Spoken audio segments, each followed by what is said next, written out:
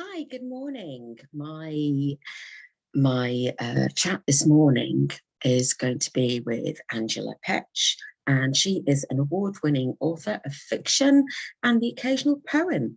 And we'll find out all about her books and what she's up to, what she's publishing, and the inspiration behind the stories. So let me see if she's there, and we'll have a chat to her. Hello, Angela. There she is, waving madly. Hello, Angela. Hello. Put your microphone on.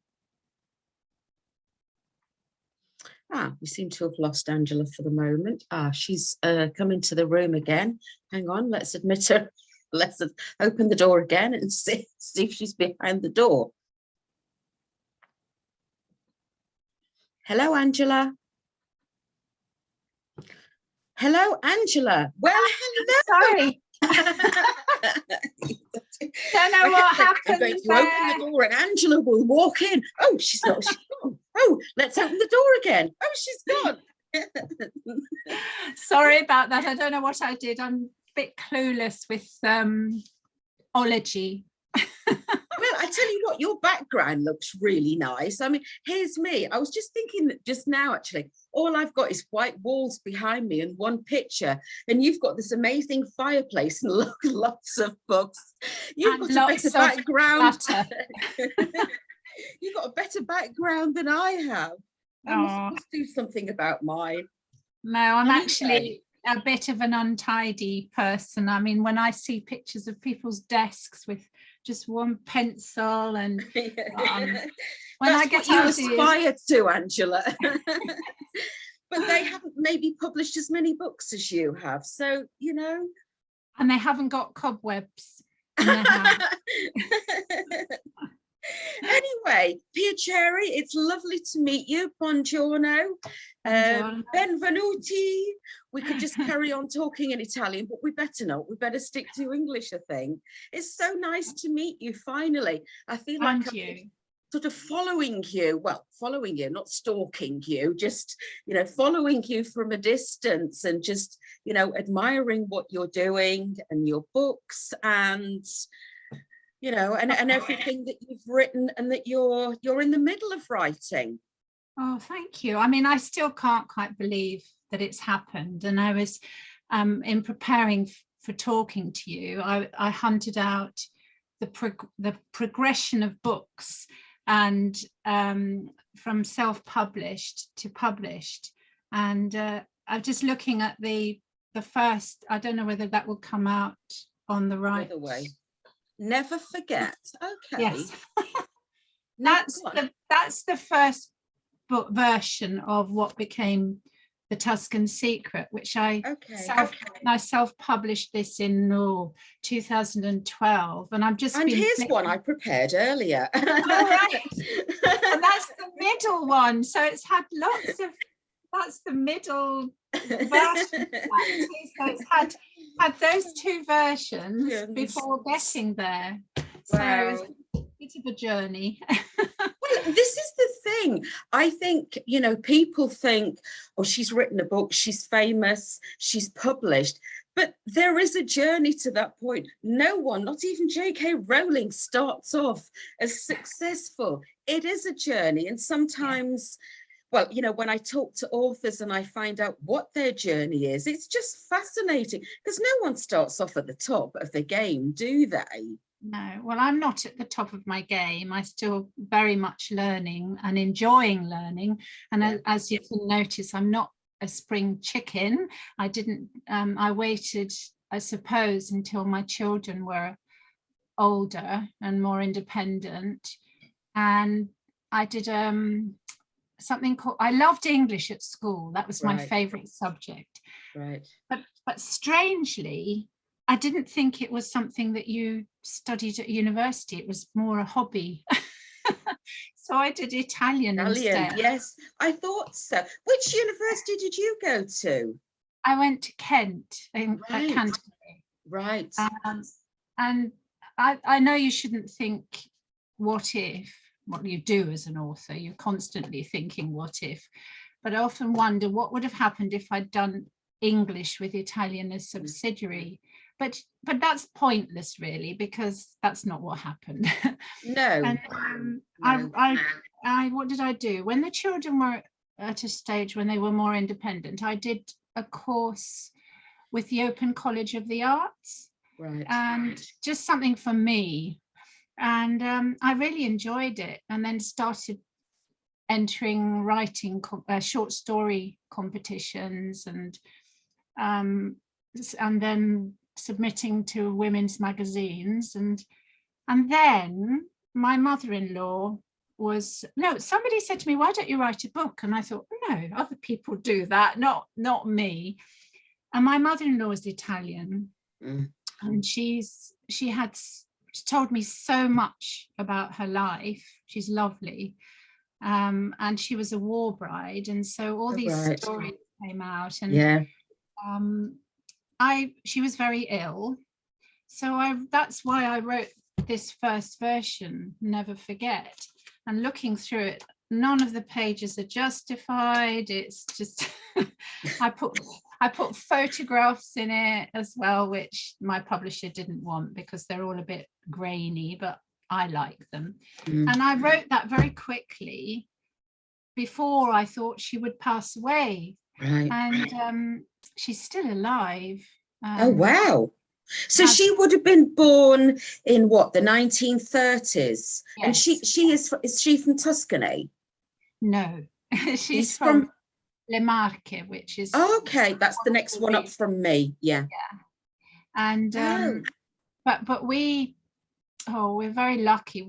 We managed to buy somewhere in Italy over 20 years ago in an area which is not touristy at all in Tuscany, and so what I've done is I've combined my mother-in-law's stories from Le Marche with the stories that I found out in Tuscany, in the area we live, which is right on the Gothic line, something called the Gothic line, which was a defensive barrier which the Germans built using the mountains and using man-made structures. And I have lots of elderly friends in Italy, and they shared their stories, so I've combined the two, really.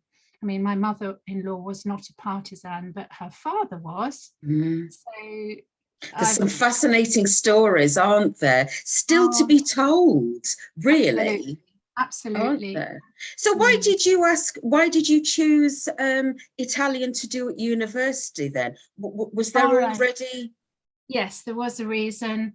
When I was 7, my father was a civil servant, worked for the Ministry of Defence. And when I was 7, he was offered a job, a sideways move, to work in Rome for the Commonwealth War Graves Commission.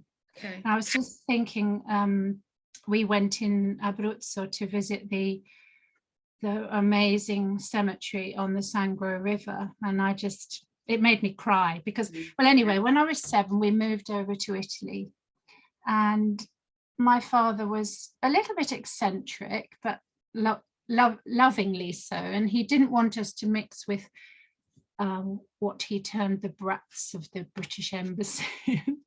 He found a house outside Rome, and we learnt Italian, and every Sunday he would take us out somewhere new to explore, and we ate in restaurants. And so, and very sadly, when I was 14, they had a baby out there, a rather unexpected baby. My mother was 41. Wow. And he drowned in Rome, and so it was just we couldn't stay there. My parents were absolutely gosh. So Italy has been in my life heart, yes, ever since I was little. Right. And I always say, if I could be born again, I'd choose to be born Italian, because I just love the Italians. I mean, when you find out about how they treated the escaping prisoners of war, and how they open their hearts to the immigrants, I mean, they're just bombarded with immigrants from Lampedusa. They're so generous. And also the way they treated the Jewish people during the war. Yeah. They were just fantastic. I'm writing a new book on that theme, so I won't give too much away. No. Not really well known how wonderful most of the population were with Jewish people, and hid them. And the camps in Italy were just not the same as the camps we hear about in Poland. But I won't share all that with you. No. You've got a new book coming out, haven't you, that will be published? Was it the 22nd of March? It's the Is it out now? It's 16th. It's 16th of March. Sorry, so I knew it was March. 16th of March. So tell us a little about that one. That's a little bit of a diversion from your usual ones. Yes. Well, somebody, I've written 3 books set in Tuscany, and somebody jokingly said to me, "Is your next one going to be called The Tuscan Toddler?" Because I think with a publisher, they do get you on a brand, really, which I'm quite happy to do. But it's nice to break out occasionally. And so we went to Puglia about 3 years ago and I just loved it. I loved Abruzzo as well. We combined the two. Okay. So I fell in love with the coastline there. Yes. And there are unspoilt corners, more unspoilt corners in your region of Abruzzo. Yes. And also my uncle, who I never met, my mother's only brother, was in the RAF, and he flew out from Foggia, which is in Puglia. Yeah. And we'd researched a bit about what he was up to, and he was flying missions out with as a rear gunner from Foggia airport. There were a huge amount of air bases in Foggia, and he was flying out on a mission to drop containers to Tito's partisans, and he was shot down. So when I've always wanted, he was really handsome. I've got these photographs of him in my mother's photo album. Only 20, 4 sisters, really, really adored brother and adored son. So I've used him as a springboard, set the story mostly in Puglia, and explored what would happen if somebody lost their memory. Right. So I've kept him alive in my story. But it's obviously not my uncle, but based on his story. So you're keeping so busy writing all these wonderful novels then, aren't you? I'm enjoying it. I think we learn all the time, and and I love reading. Yes. I think you have to love reading to be a writer. I'm sure you read it. Well, for me, I've managed to combine my love of Italy with my love of books. So I can just look at books that have been written about or set in Italy. And Angela, it's taking me on the most amazing journey. It really is. Visiting every region and speaking to authors and reading their books. So can I ask you a couple of questions then? So how would you describe the genre of your books? Do you want to be put in a little, category or? Well, I had an awful history teacher at school. All I remember about her is her back, because she used to write all these notes on the blackboard, and sometimes her fingernails would scratch against the board. And I was not interested, but since, like you, living in Italy, because we lived there for 6 months each year, history kind of came alive, talking to the elderly people there, and you can't help but be swept away by the history of Italy. It's so beautiful, and it's all around you, isn't it? So I suppose I'm a historical novelist, Yeah. historical fiction novelist. Yes. Yes. And I mean, the second book I wrote was, I was really surprised when my publisher wanted it, because it's a bit niche, but I found out in our area about something called the transumanza, which is, Yes. Yeah. So in our area, it's mountainous, and the winters are really, really cold. So the men folk and the young boys used to leave the mountains in September and come back the following May. They take the sheep and the cattle down to the coastline of Maremma, the Tuscan Maremma, and they'd be away all that time. So we found this out by going on an OAP's outing one Sunday from the village square, and the bus was full of elderly people, and they were talking about how things used to be, and this is what we used to eat, and how hard the life was. It went on until the 1950s. So I just thought, I've got to find out more about this. So it's not really a war story or anything. It's more a story based on a shepherd who goes down to the sea. So long answer to your short question is I've got interested in history late in life. So many of these things. I mean, when you go back to Abruzzo again and you go to Campo Imperatore, there is, which is just a wilderness, complete and utter wilderness. There is a beautiful statue of a shepherd, his dog, the Abruzzi, they call them big Labrador, Abruzzese, huge dogs, and his two sons, who had done exactly what you said. They'd gone off in the winter, and their bodies were never found until the following spring.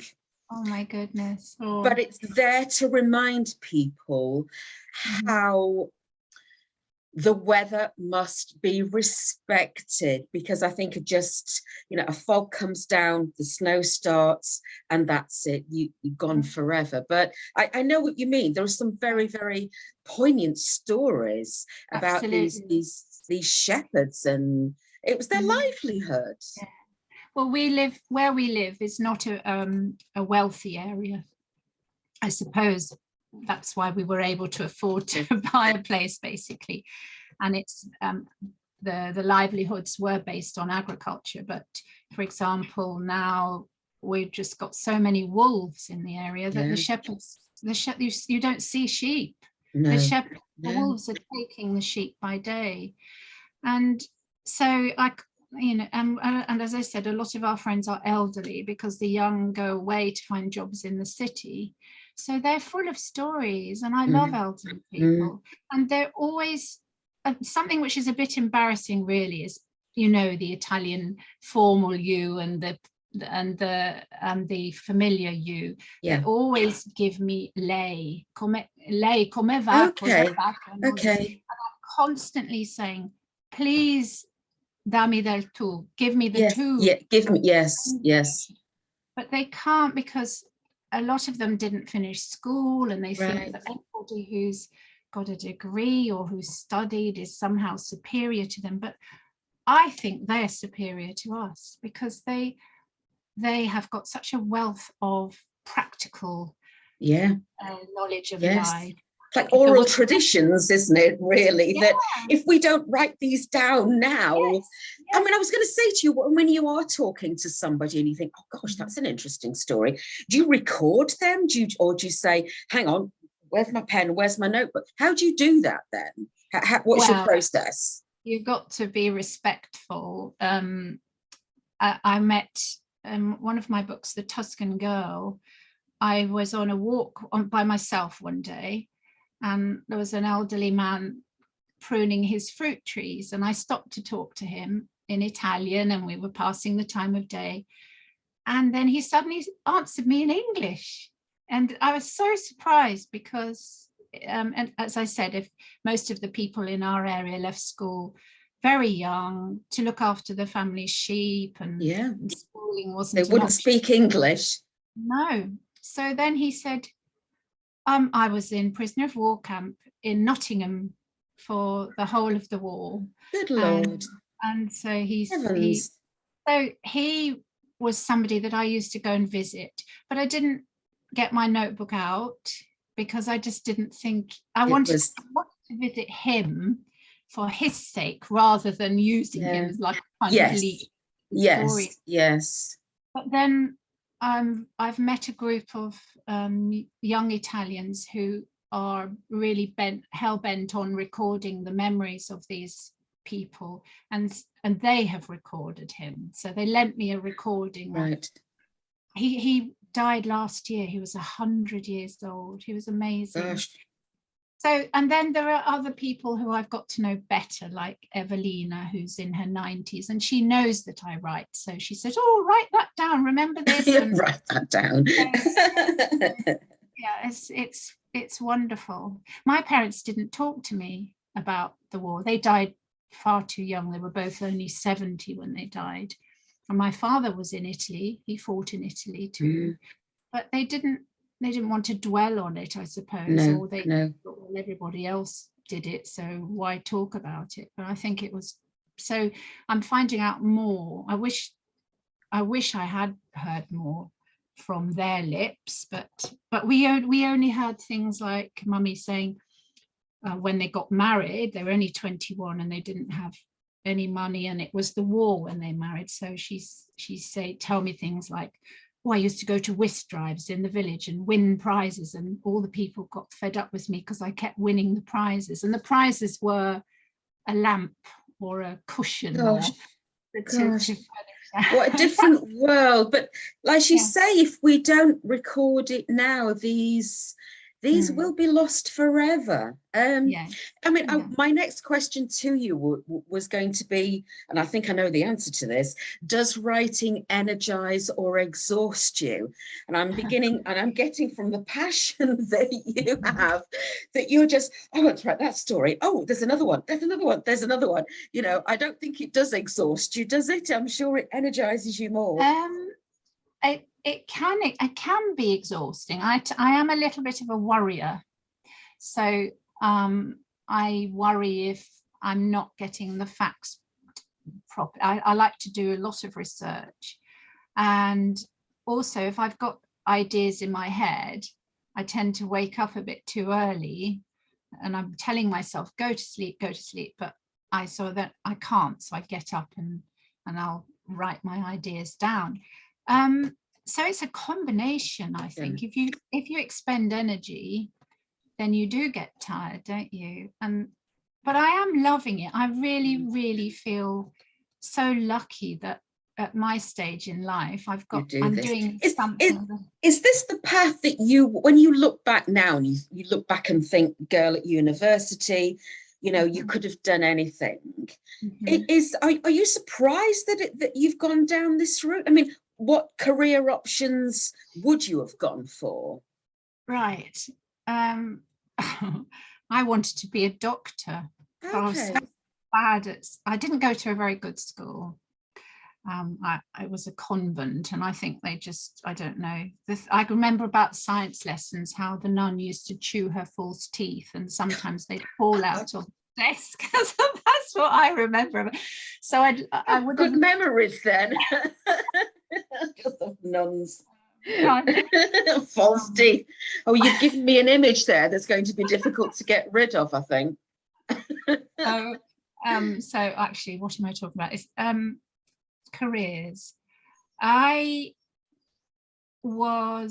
taught Italian. That's what I did. That's what I fitted in to family life.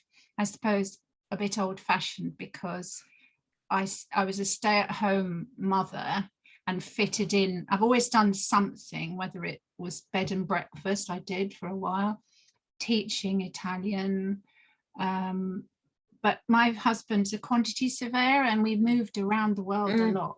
Yes. So yes, I saw that in your bio. Yes, because before I was researching you, and I kept thinking, gosh, she speaks really good Italian. And then, of course, you know, doing my research on you, I thought, well, no wonder she's got a degree in Italian from, you know, from university. So you would speak really good Italian. It makes such a difference. To communicate. Absolutely. And we do things that we probably wouldn't do if we didn't speak Italian. You know, we've got lots of, we prefer, it sounds a bit, well, we've got a house in Italy, and there is a bit of there's a group of English people, and we are friendly with them, but we also value our Italian friends. And so that enables us also to, we don't have them as friends so that we're able to do things, but consequently we end up finding out more about Italian culture. And yes. So I've answered your question. This is a dream. I never thought that I would have my name on the back of a book. That was just something I always used to say. It must be wonderful. It must be absolutely wonderful, you know. And I do apologize about my comment. I thought you'd misspelled selfie, and I thought she must mean selfie. And then you put selfie, and I thought, oh, maybe. And then when you said, well, what it is actually is I want my photograph near a bookshelf selling my books, you know, wherever in the world that is. I want that shelfie. And I thought, oh, okay, I didn't realize. Well, I've learned, I mean, I only found that out last year when somebody else sent me a shelfie, because I've had quite a few stories published in the People's Friend. That was a really good springboard, because for the first time somebody was looking at your work and editing it. Yes. And so somebody sent me a shelfie of the People's Friend with my name on the front. And wow. So, I have written, well, you asked about genre. I have written a book which is very different from my Tuscan stories. I've got a copy down here. I'll just bend down and get it. Because I know you do some, I did read in your bio also that you do the occasional poem as well. I like writing poetry, but Mavis and Dot, this is actually not for resale copy, so it looks a bit scruffy. Okay. But Mavis and Dot is completely different from my Tuscan stories. And I sell that for funds for cancer research. It's all the proceeds go to. And that is a story about two ladies of a certain age who retire to the British seaside. And one of them is a bit naughty and the other one is a bit po-faced, but they are friends, and they get up to all kinds of adventures. Not misadventures. Just they're the best kind, aren't they? Absolutely. I mean, Mavis ends up in a transvestite nightclub. She doesn't realize. Just goes in for a drink and then ends up on stage. So, lovely. That's wonderful. And I was going to ask you about the research. I was going to say, I don't go into nightclubs and dress up as I mean, how long, you know, if you've met a neighbor or you've met someone and you think, gosh, there's a story in that, how long do you do the research for? I mean, I know that's part of the book. I know that. Is that a long time? Weeks, months? Well, it never stops. I think the book I'm writing at the moment, because there's lots I don't feel terribly confident about everything. I think I've got to tell myself to stop reading so much now. And then what happens sometimes is that you discover something else which you would have liked to have put in the book, but you didn't. So in answer to your question, the research takes a lot of time for historical fiction to get it right. So I would say before I start writing, it's a couple of months at least. And I'm still reading. And I mean, how does the process work with the publisher? Do they say to you, Angela, we need another book out by Christmas? Or do you say to them, I've got another idea for a book and I'll let you know when it's finished. I mean, how tight are your deadlines to get these books out? Right. So I had another publisher before Booktour, and the communication between them, I won't tell you the name, they actually went into voluntary liquidation. That was, what have you written? Give it to us and we'll publish it. And there was no editing or anything. Whereas with Booktour, a publisher, I don't think will be interested unless they know that you can write more than one book. Yes.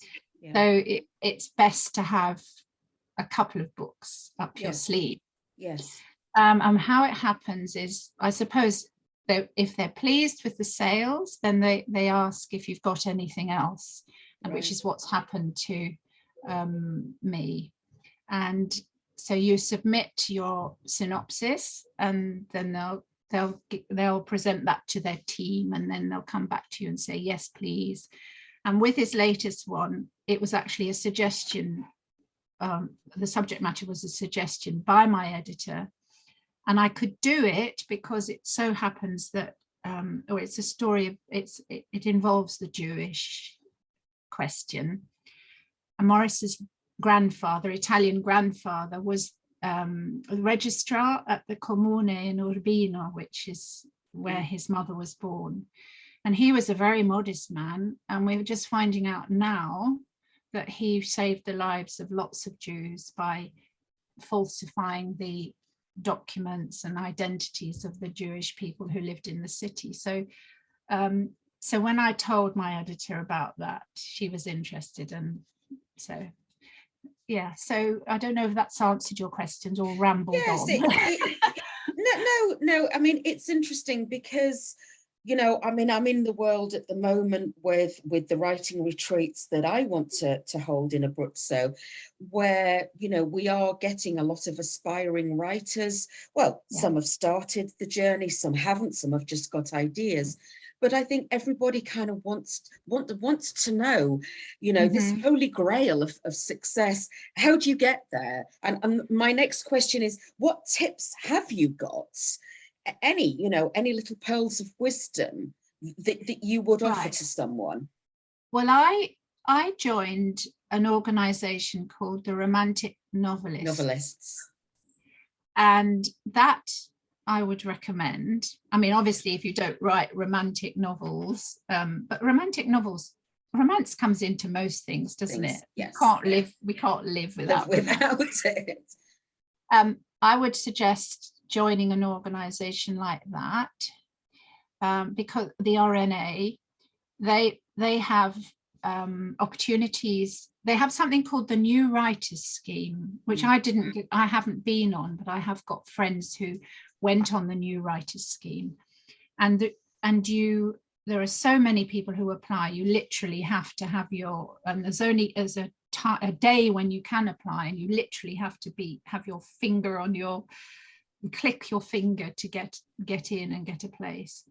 And you're provided with a mentor who writes anonymously. That your mentor is anonymous, apparently, and they advise you through the process. And I've been to 2 romantic RNA conferences, and they have industry professionals, so they'll have editors from Orion, Booktour, all the well-known publishers, and you can have a slot with them one-to-one, pitch your book. And I had already got my offer before I went on these conferences, but a lot of people have had success that way. Talk to people, join groups, and so it's a tough world to get into now. I always think Amazon, the self-publishing thing, KDP, Ingram Spark, it's great for people that want to self-publish their books, but they've just kind of opened the floodgates now, and anybody can do it, which means sometimes the quality isn't maybe quite as good as those that have gone down the publishing route. But if you write something, I self-published At the and beginning. at the beginning, and I suppose there are some people who self-publish who do fantastically well. I mean, I was lucky if I sold 12 books a month that way. But it's a start and it gets you noticed. Yes. So you can't just write at home and expect people to come and find you. No. So you have to be brave and step out. Yeah, that's good advice. Step out. That's good advice. But I also do advise, if you are self-publishing, that you get your work edited. You have to pay some money. Yeah. What's it? Speculate to accumulate or whatever. Because you cannot see your own mistakes. And I don't just mean typos. I mean where your research is too heavy within the narrative, or where where you've written something because you like what you've written and it doesn't help with the story, it doesn't move it on. So you need somebody to edit it for you, not just friends. That's the part as well. But friends that are nice to each other, aren't they? You need somebody professional to get that subjective approach to it. Yeah. Right, let me ask you something completely different now, because I'm always interested in I like to dig deep, Angela. No, your favorite childhood book? All right, okay. Well, I used to like Enid Blyton. Oh, me too. And wish I was in a gang, and probably would have been George, because I was a bit of a tomboy. But I had a favorite author called Malcolm Saville. Okay. And my parents, another thing they did when we came, well, before we went to Italy, they bought a cottage for £500 in Sussex. Oh, wow. Completely ramshackle, and it was near Rye and that part of Sussex. And I discovered an author who wrote something called the Lone Pine 5 series, which was a sort of they were all a bit older than the famous Five gang. And I loved his books because I could identify with the locations as well. And there was a little bit of romance in it too. And I wrote to him as a little girl. I wish I'd kept the letter. He wrote back to me too. Oh, how lovely. So that, when you're younger, you think authors are somebody else, up there or on a pedestal. And so he wrote back, and he's a very ordinary person, wrote back to me, and but the stories were adventurous, and I like the characters. So I think it's lovely that even though you are a published author, that you have that connection via your social media channels to people that reach out to you. I mean, just putting something on Facebook to say that we're having a chat, everybody's jumping on saying, oh, I like her. Oh, I like her books. And one of my friends said, oh, why doesn't she do one about a Brookso? And, that's, and people love that connection, don't they? That they can make with you, and they can buy your books, but you're not just this person that's just not contactable. You are a real person, and and it's so lovely to do that. And I notice, I mean, you're very involved when people say, oh, I like her books, and you always respond straight away. Oh, thank you for sharing that. That's really nice of you to say that. And I guess that's quite important to you, is it? Connecting with your fans. You could be cynical and say, if you didn't do it, you wouldn't have any readers. But I just think it's lovely that people do contact me. I've had letters from people in America. There was a lady, an elderly lady, who wrote to me recently thanking me for writing the Tuscan Secret, and she recognized one of the places where Bill is in his camp, is in his prison camp, is a real place, and it was a converted orphanage. And she told me that she was one of the orphans in that place. And Wow. she's now living in Canada. Her mother couldn't afford to keep her, and she was given to the orphanage. And she said she had a good life. And she told me all these things. And I said, well, why don't you write it all down? And she's now written a little pamphlet, and she's so pleased with herself. And I think, well, that's lovely, because now her family will have a record of what Yes. her What childhood it was was like.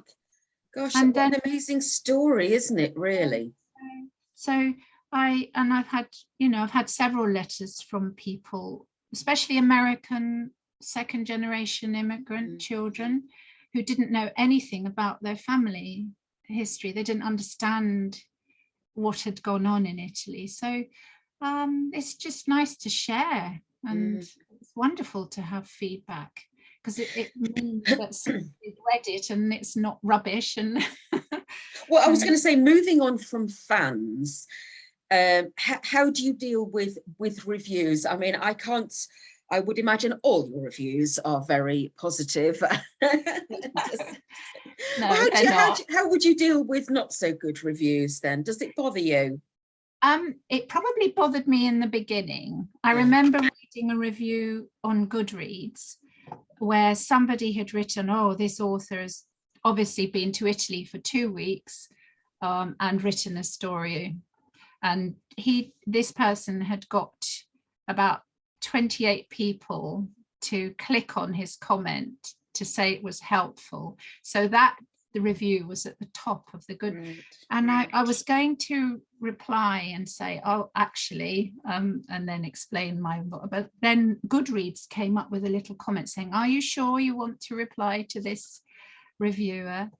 And I've also had a very funny one. Well, I think it's funny. Similarly for the Tuscan Secret in America, I got a 1 star, and it says this is pornographic. What? And yes, and then about 50 people have agreed with it, so that's up top. And my husband said to me, oh well, maybe you'll sell more books if people it's a pornographic. But now I think if I've chosen to put yourself out there, put yourself out there, I have to expect, and not everybody's going to like. I don't like all books, do I? But no, I don't. It's a very subjective thing. It's a bit like a piece of art, isn't it? That well, I like that. Oh, do you? I don't really like that. But it's, I think the trouble is with reviews now, everybody does them. Everybody throws these reviews out, don't they, on Amazon and, like you say, Goodreads. And some people, might give you a 1 star and they haven't even read the book. Oh, well, I've had that too. Because I think Amazon are very quick sometimes. I haven't read this book, but I didn't like it, and I don't think I will. That's just you do get things like that. Somebody put 3 stars. I haven't read it yet, but I will. And you've got to laugh, haven't you? Yeah, it has changed my attitude as well, because I do write reviews myself, and I think before I would have. Now, if I feel that something is less than 3 stars, I don't comment on it, because I know that it destroys somebody. It just how it cuts deep with a 1 star. It's like a knife. 1 star. Oh no. Especially if you're on the beginning of your journey and it's very obvious that that person hasn't had help with the editing. It's kinder to write a private message and say something like, I loved this story, but you probably need to get some help with the way with something. But that's constructive criticism, isn't it? Which is, which is obviously a bit more helpful. Right, so what's next book wise? We know we've got the Postcard from Italy, which is this month. I have to show you that. So on publication day, what do you do? Crack open a bottle of champagne, or well, that's the book anyway. She said that really is a nice cover, isn't it? I'm pleased with that. Who chooses the covers? Do you have any say in that? No, I not with Bookouture. You don't. Mm. You don't. I might drop very heavy hints. I mean, I think I sent like my that. editor pictures of Trulli and also Yeah. pictures of the Yeah. the I mean, fishing. I like this one as well, the Tuscan Secret. I mean, well, I'm sure that is Tuscany, but that could also be Abruzzo, really. These medieval hilltop towns and, you know, these wonderful villages. That could be Abruzzo as well as Tuscany. But well, there you go. I mean, talking about the brand thing, they're obviously, the publishers obviously want to sell books. So they would never put something like I did on my version, which is a picture of my daughter walking around a hilltop town. That is not a good enough cover when it's a thumbnail. So so they do the blurb and they do the book cover because they study the market. Well, on publication day, they're very kind. They send you a little gift. And yes, they're really kind.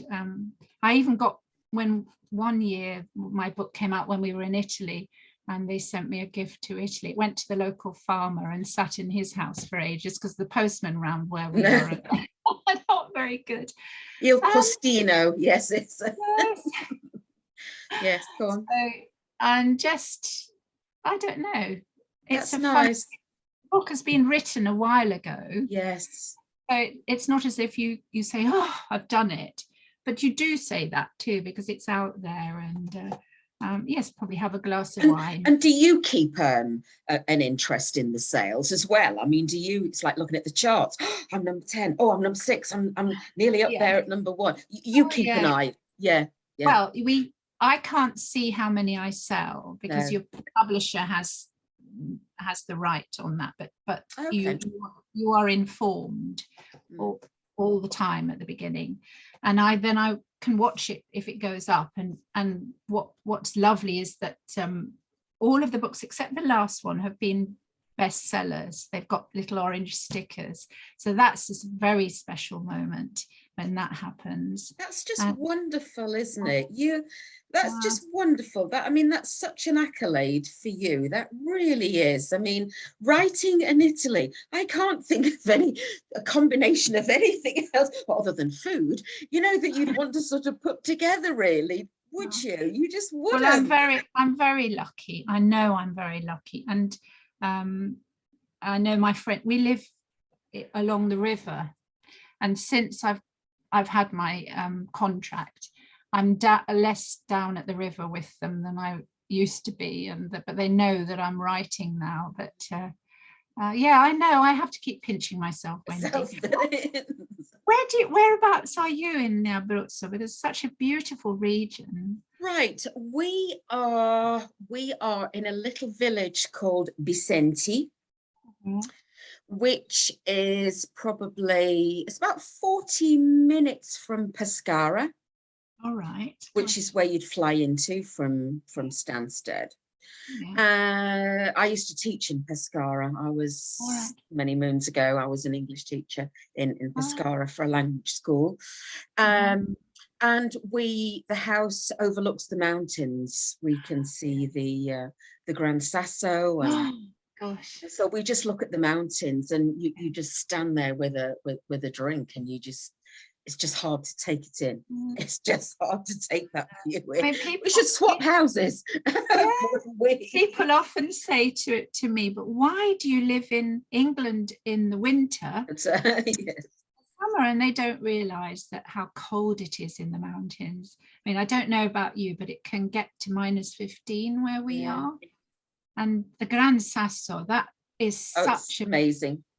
Ought to be one of the wonders of the world. Yeah, it's absolutely amazing. And just going up on Campo, and you've got that horrible austere building that Mussolini built, when he was in power. And then he was in prison. He was in prison there as well. And there was did you know about the dramatic rescue by a glider plane there. Yes. I've Oh, just reviewed a book actually by a gentleman who was in the armed forces all his life and security at Harrods, and he's written a book about the raid to rescue Mussolini, and it's quite a twist. It was just called Gran Sasso, and he's just self-published. He just did it because of the interest, but yeah, it's just fascinating. I think people have all these you know, still around Mussolini, there's still this fascination, isn't there, really, about what life was like, and it was harsh. And you've still got quite a following though as well. You have to be careful. It's a well, bit like that hotel when we visited, it's like a shrine. You can buy fridge magnets with Mussolini and postcards. You know, this is the bedroom where he slept, and it's all a bit like, you know, Hitler's lair thing, isn't it? There's kind of a creepy fascination.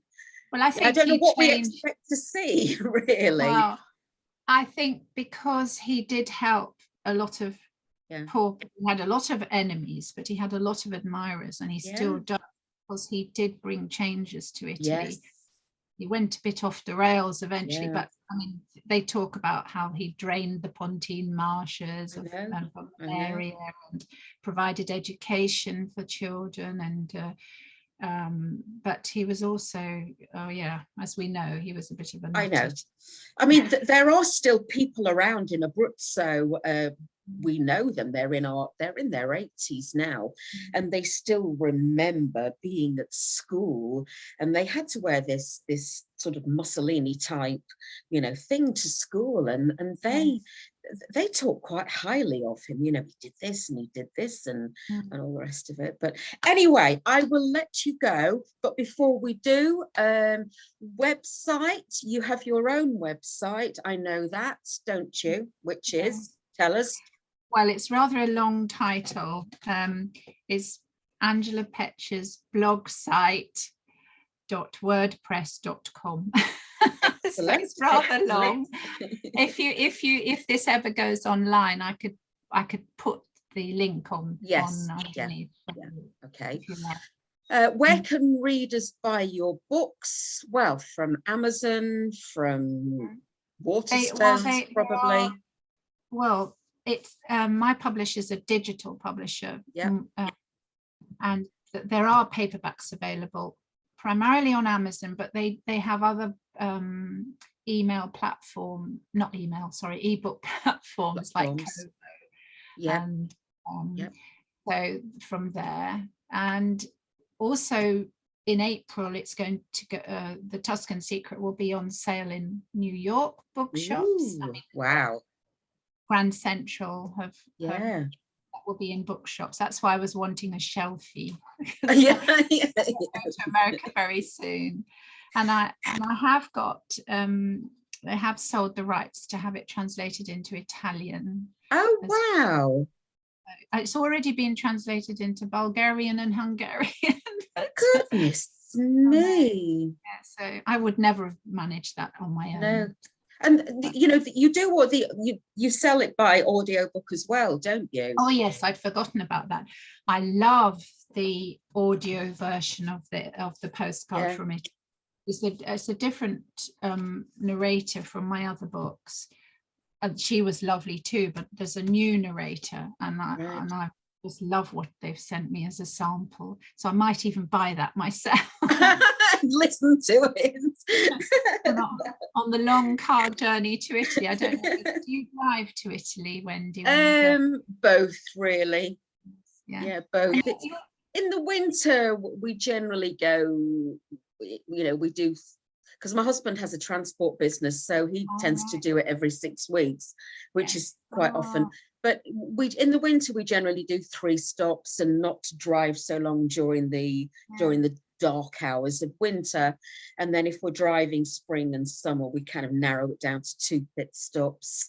But because of Brexit now, we're going down another route. We don't do Switzerland now. We do Germany and Austria, which is absolutely beautiful. I mean, driving through Austria, you just expect Julie Andrews just to stand on the hillside somewhere and start singing. I mean, it's just amazing. Because you have an Italian surname. Sorry, I'm chatting too much now. I'm interviewing you, but your surname's Italian, isn't it? First husband. All right, okay. First husband. I'm not Italian at all.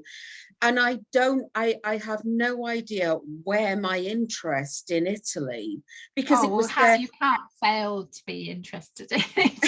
I mean, it was there. I think it was there from, I don't know, maybe watching all those films when I was a child, maybe, you know, watching Sophia Loren and Three Coins in a Fountain. And I don't know where it's from, but it's always been there. And I don't know why, because, you know, I'd never been to Italy, so I had no idea. I never went to Italy till I was in my 40s. Right, okay. Really? Well, I'll let you into a secret. I nearly married an Italian in my early 20s, until I realised that I wasn't in love with him. I was in love with Italy. So. that might have been my problem as well, really. Anyway, it's been lovely talking to you. I'm just so thrilled for you, and I'm just so thrilled to be talking, you know, about your books and your inspiration and about your journey. And what can I say? Long may it continue. Oh, lovely. And can I wish you all the best with your retreats? They sound great. Yes, can't wait. All right, take care. Bye. Ciao. Bye. Bye. Bye.